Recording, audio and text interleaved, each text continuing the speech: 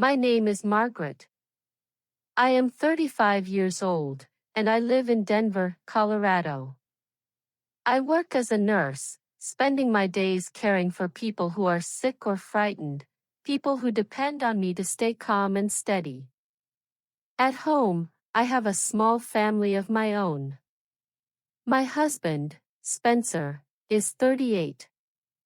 My son, Joe, is 9. To anyone looking from the outside, we seem like a peaceful, loving family.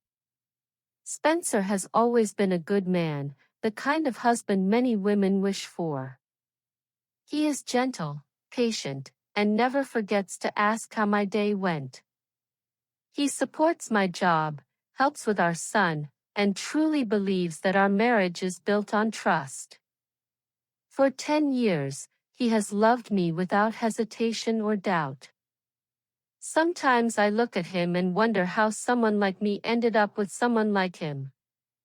Because the truth is, there is a secret I have carried in my heart for 9 long years. A secret that follows me from morning to night. A secret that begins with another name, a name I can never forget, Derek. He was my first love, the man my heart chose long before life forced me in a different direction. On the surface, everything in my home looks calm. But beneath that calm lies a truth so heavy that I know, one day, it will explode and change everything. Before my life with Spencer began, there was Derek. He was my first love, the kind of love that fills every corner of your heart without asking for permission. We were young, hopeful, and certain that the world would bend for us. But our families disagreed with everything about us. They said our backgrounds did not match, our cultures were too different, our future impossible. The pressure grew heavier every day until one morning Derek left without looking back. His absence felt like someone had taken the air out of my lungs. My parents pushed me to move on. They brought Spencer into my life. He was kind, gentle, and patient in all the ways my heart needed but could not accept at the time. They encouraged the marriage, saying he would give me stability, love, and a life free from turmoil. I tried to believe that. I tried to bury Derek's memory deep inside me. But I never truly cut ties. Derek and I still spoke occasionally, quietly, secretly. And one night, when I felt lost and overwhelmed, we met again. Old feelings rose like a tide I could not fight. That night became my greatest mistake. A few weeks later, I found out I was pregnant. The truth terrified me. I did not know who the father was. Spencer was overjoyed. He believed Joe was his son without a single doubt. Meanwhile, I carried my guilt like a shadow, following me through every ordinary day, waiting for the moment it would finally catch up to me. The day everything collapsed began like any other. Joe was riding his bike outside, laughing, full of energy, completely unaware of the storm waiting for us. Then I heard a scream. When I ran outside, he was on the ground, blood pouring down his leg. My heart stopped. Spencer picked him up and rushed him into the car while I held his hand, whispering that everything would be okay. At the hospital, the situation became worse. Joe needed a blood transfusion immediately. The doctor looked at Spencer and said, "We need to test your blood first. You are the father, correct?" Spencer nodded without hesitation.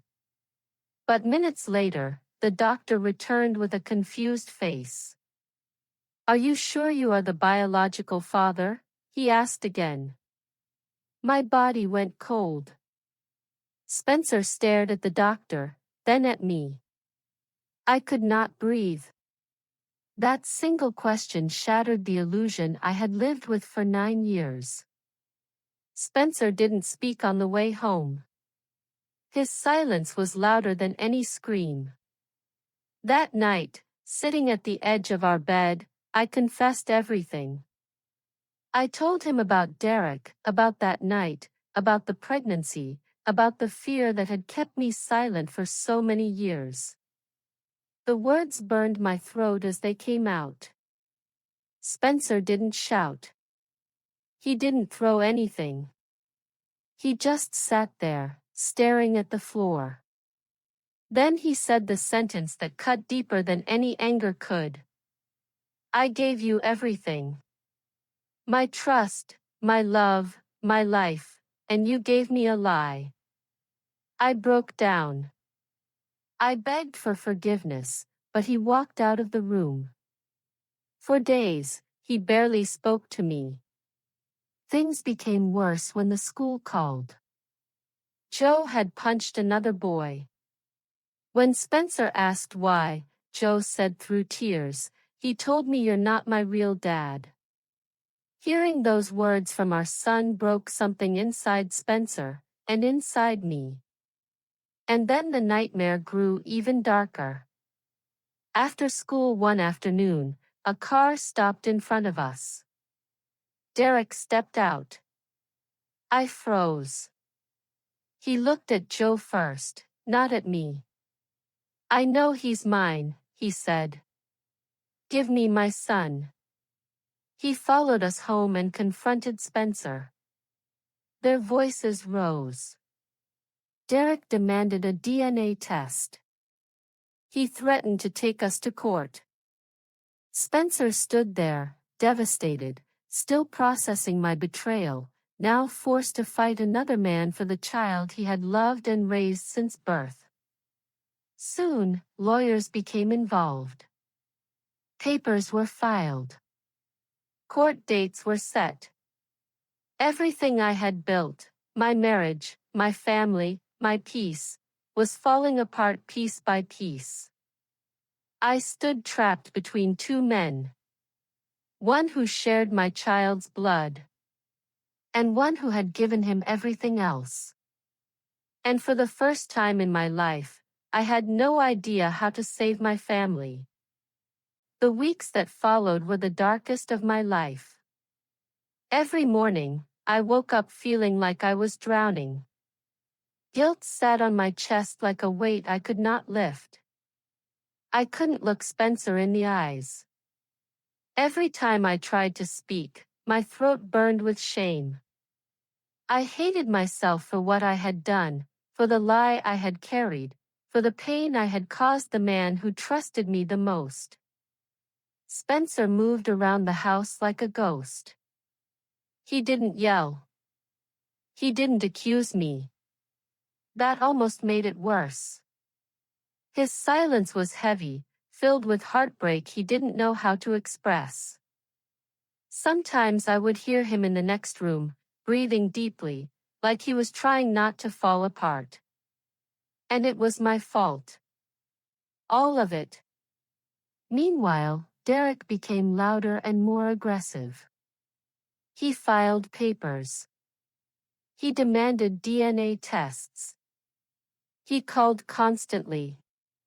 He said he had rights, that he wanted his son, that he wasn't going to let Spencer steal him. Every word felt like a knife. I wanted to scream at him, tell him he had no right to walk in after 9 years and tear my family apart. But legally, he had power. And that terrified me. I was being pulled in two directions, the man I once loved, who wanted revenge, and the man who had raised my son with gentleness and patience. I felt torn, weak, and completely alone. The day of the court hearing, my hands shook so hard I could barely hold my purse. Spencer sat next to me, staring straight ahead. Derek sat on the other side of the room, confident, cold. The judge read through the documents, the DNA test request, Derek's petition, the statements from lawyers. Then the judge asked me to speak. I stood up on trembling legs. My voice almost broke, but I forced myself to continue. I looked at the judge. Then Derek. Then Spencer. I made a terrible mistake, I said quietly. And I will spend the rest of my life carrying that guilt. But this is not about me. It's about a little boy who needs stability and love. My voice grew stronger.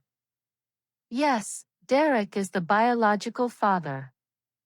But where was he when Joe took his first steps? When he cried through the night? When he had his first fever? When he learned to read? When he needed comfort after a nightmare? Derek wasn't there. Not once. Then I looked at Spencer, whose eyes were glistening. But Spencer was. Every single time. He gave Joe everything a father could give. Love. Safety. Guidance. A name. A home. Blood makes a man a father on paper, but love makes him a father in real life. The courtroom fell silent. Derek finally lowered his eyes. Even he knew, deep down, that he could never replace the years he missed. And Spencer, for the first time since everything happened, he looked at me not with anger, but with emotion I couldn't name. Hurt, yes. But also softness. Understanding. Maybe even a small spark of hope.